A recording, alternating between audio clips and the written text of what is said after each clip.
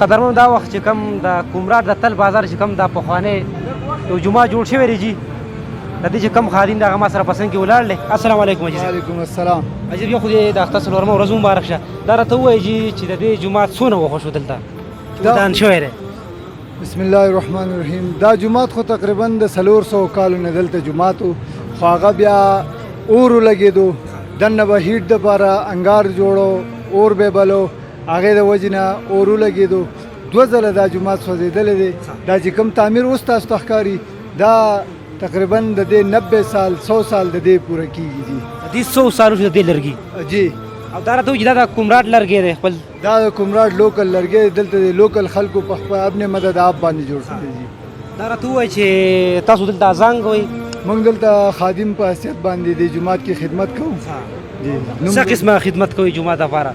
جومات صفایي شو، جومات کې د جمعې د کم ترکاڼان چې بره کار کوي د هغې خدمت شو، یا نور لاندې څه کار بس هر څنګه خدمت چې راځي الحمدلله کوو. څنګه چلیږي کم ټورسټ راځي د بهر نه، پنجاب نه یا د پېښور نه، نور ضلعو نه، نو څنګه ریسپانس څنګه راځي؟ ښه راځي، ښه الحمدلله ښه راځي.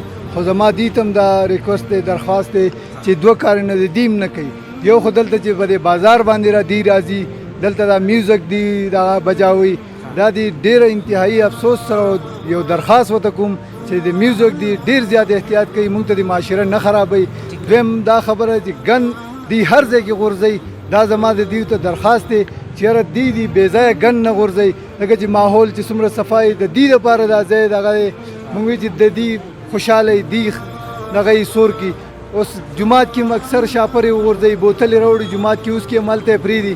دا د دې ته یو درخواست کوم چې یاره دی دا دغه نه کوي، بل خپل مونځ دې کوي. الحمدلله موږ مسلمانان یو، موږ کلمه ویلې ده، خپل 15 وخته مونځ دې پابندۍ سره کوي.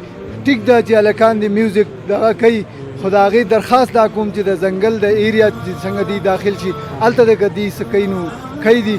لہذا مهرباني دا وکړي چې د کلي ایریا کې یا د آبادۍ په ایریا کې دی د میوزک نه دی پرهیز وکړي. ډېره مهرباني حاجي صاحب، ښایسته خبرې وکړه، ډېره خوشحاله